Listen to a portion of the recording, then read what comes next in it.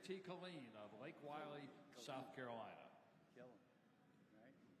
We'll begin with opening remarks from Coach Beck, and then we'll take questions both for Coach and for the student athletes.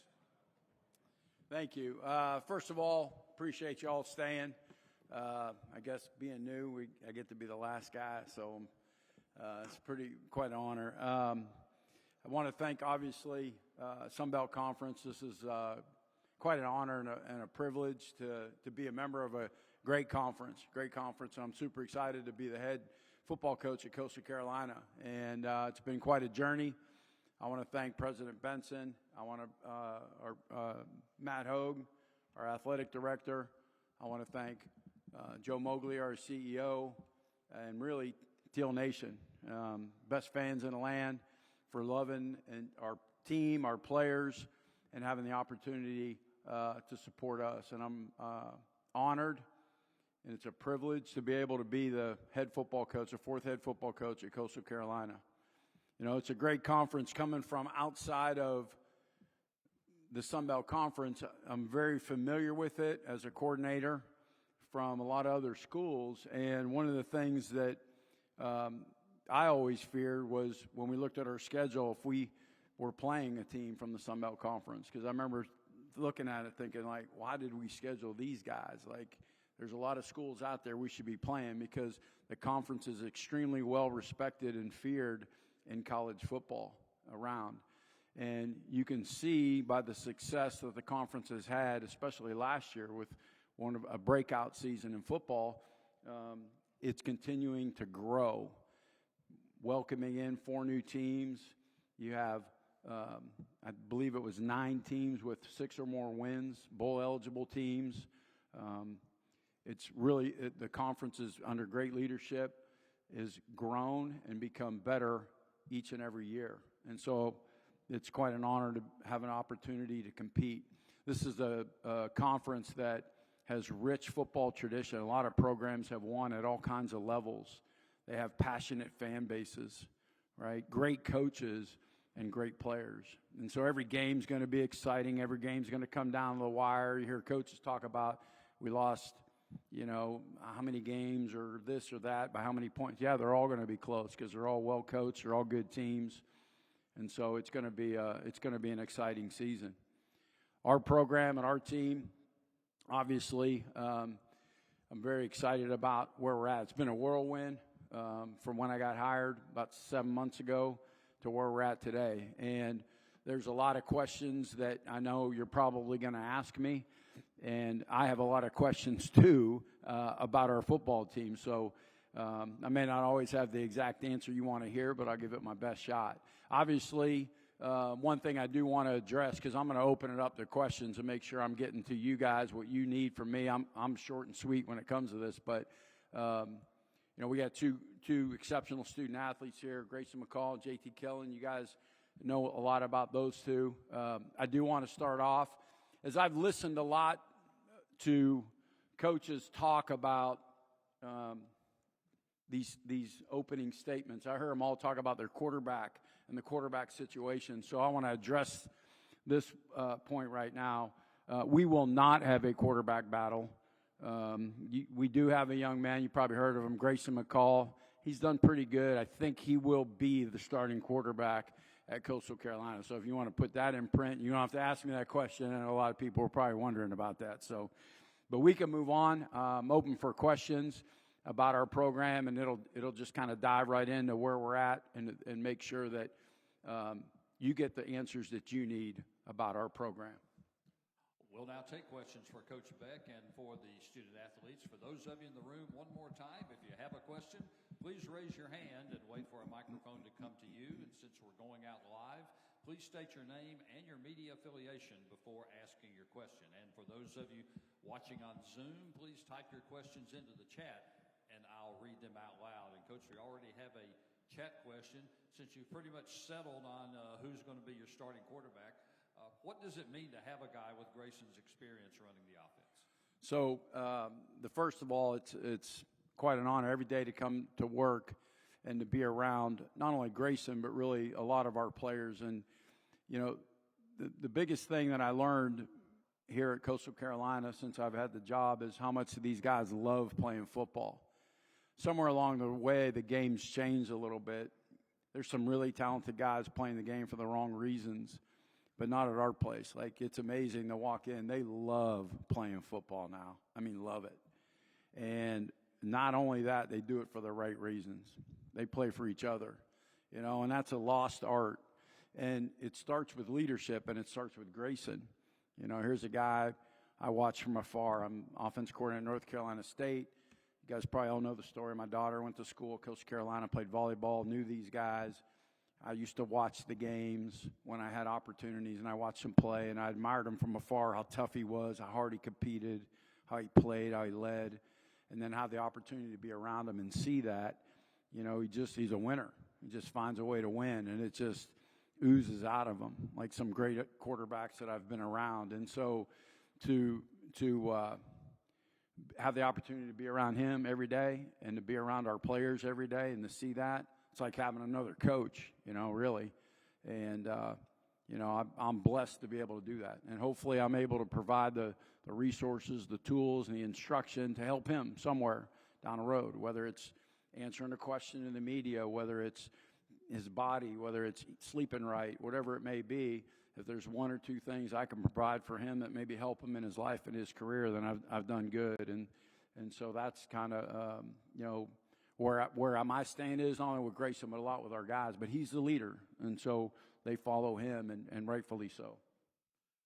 Coach Beck, Kevin Foote, Acadiana Advocate. You obviously know two offensive systems are identical, so you're coming in as an offensive coordinator, and Grayson's been doing what he's been doing in the previous system. How much have you kind of looked and, you know, you want to adapt to his strengths and kind of meshing those two thoughts together? Yeah, so, I mean, obviously that's topic of discussion that we talk about quite a bit. You know, plays are plays. Everybody's got their own system. They call it different. Everybody runs inside zone or outside zone or counter or power, whatever it is, but they call it different things. They get to them different ways. And so for us and for me, what's allowed me to be successful over the years, I have a system. We have a system in place. But what we do at the end, what can our guys do, right? What are we good at doing? What do they know how to do? How do we execute? The game's simple, right? It's blocking, it's tackling, it's throwing, it's catching. It doesn't matter what you do to some degree. We got to do it harder, faster, better than the other team. We got to protect the football. When we have opportunities, we got to get the ball in space to our playmakers. That's it. I've been around great quarterbacks. Ohio State, Texas, NC State, Nebraska. And I told them all the same thing. You can't win without a supporting cast. He can only do so much. His number one job at quarterback, distribute the ball on time to the person it should be. That's it. That's what I would tell every single quarterback that played for me.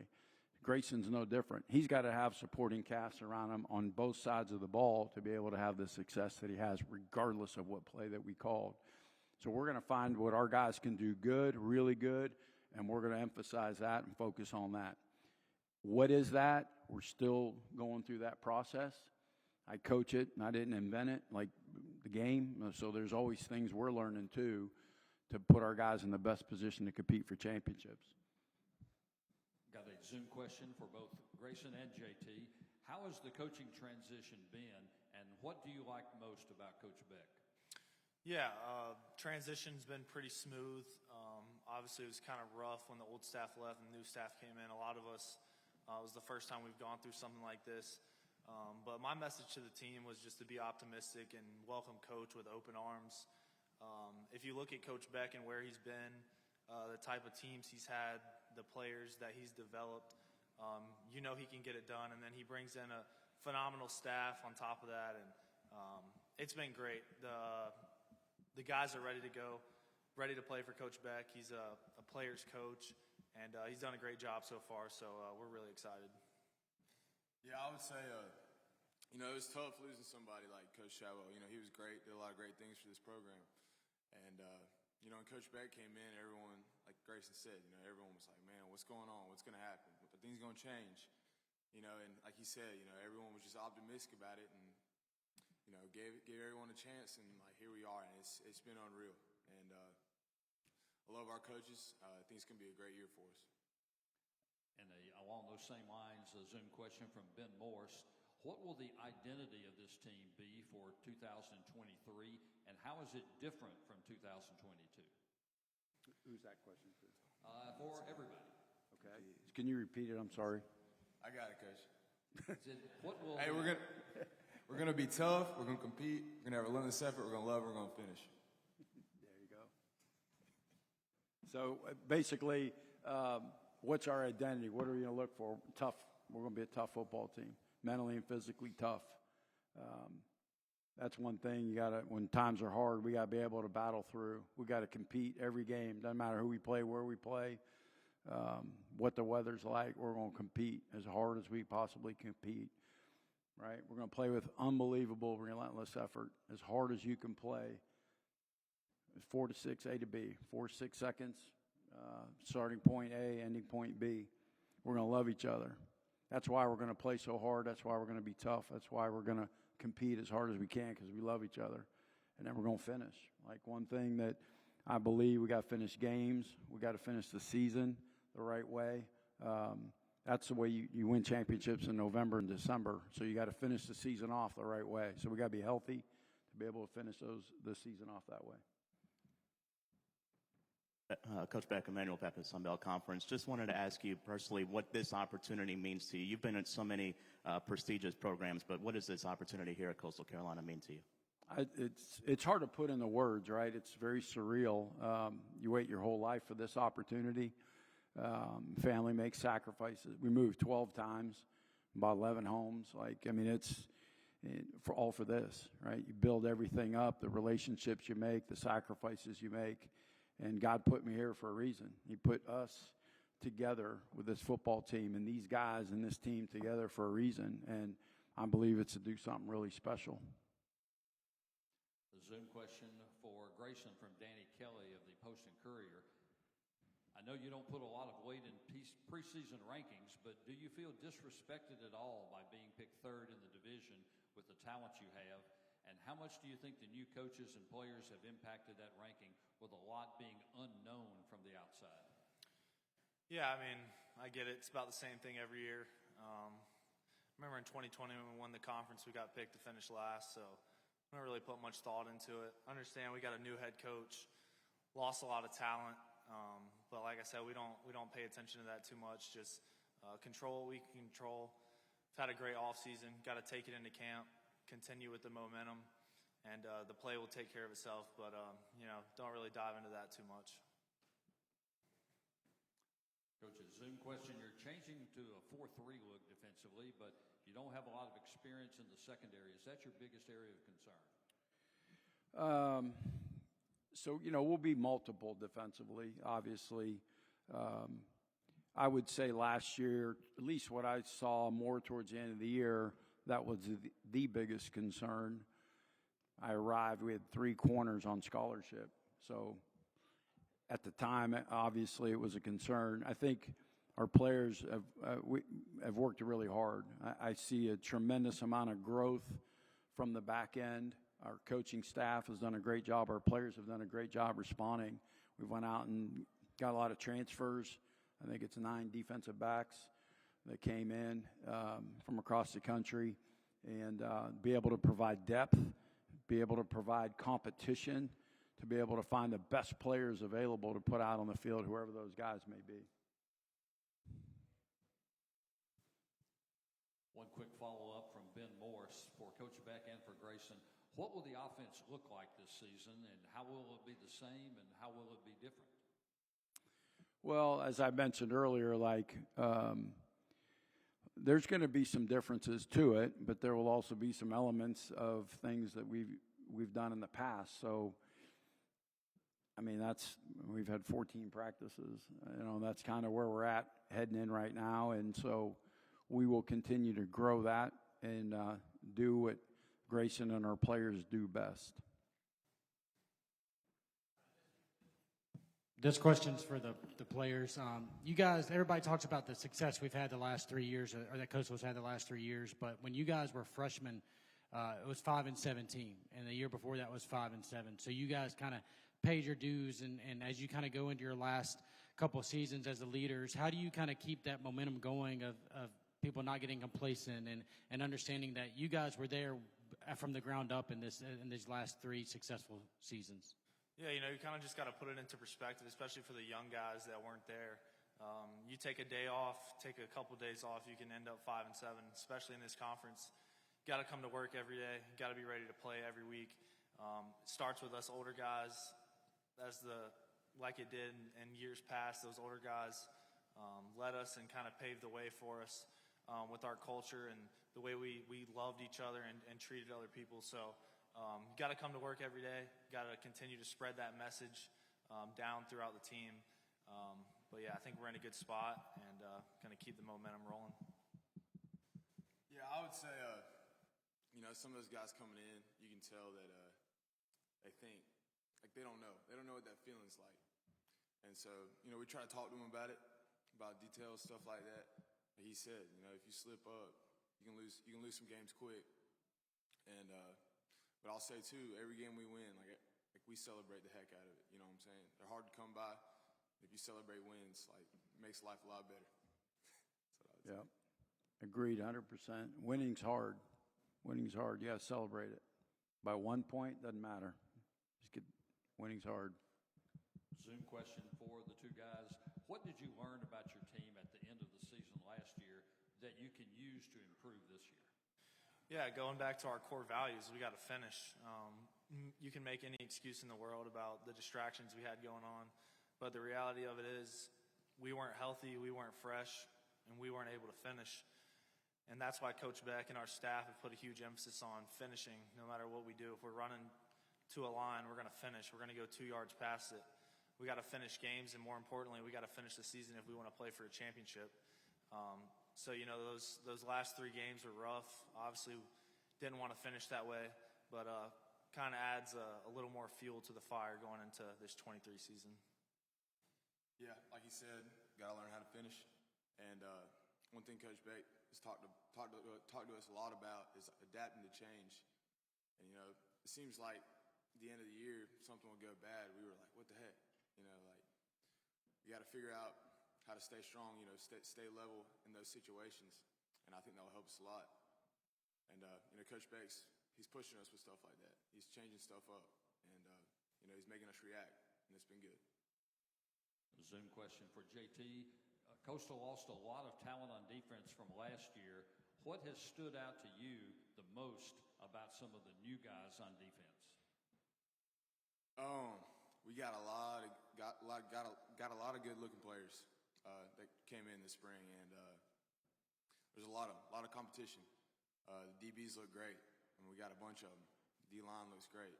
I mean, there's gonna be a lot of dudes playing, I think, and I think all those dudes know every day, hey man, like I can't mess around. I got to go out there and outperform this guy so I can play, and things can be good. Things can be good defense this year. The Zoom question for Coach. What was it that attracted you to Coastal? Well, first of all, as I mentioned earlier, my daughter came, when I was at Ohio State in 2017, my daughter came down to Coastal and they recruited her to play volleyball. So she played volleyball at Coastal Carolina, graduated 2021. And, I just saw her transition into the young woman that she is. And if it's good enough for my daughter, it's good enough for me. But I got a chance to meet some people. I got a chance to see the support, the fan base. Got a chance to see how close everybody was and how she talked about this place. So I knew it was special. It was very unique. And then you come there and you see the beautiful campus, right? A great area to live. And all of it just kind of tied together. And I went to Central Florida. And when I went to Central Florida, there were 17,000 students. Now it's, 70,000 students, one of the biggest universities in the country. And it's funny, it reminded me a lot of that, just where we're at and how we're growing. And think of the accomplishments, Coastal Carolina, in the last 5 years, going from FCS to Division I, and what we've accomplished in that short a time. Can you imagine 20 years, what it's going to be, right? And so the vision and the see the future and what it could potentially hold, and the people and the support made this an extremely destination job. This is a job I want, and I want to be here, and that's why I was very fortunate, blessed to have the opportunity to get the job. Any other questions from the floor? If not, thank you, gentlemen. Thank you Good luck very this much. season. I appreciate you. Chance up.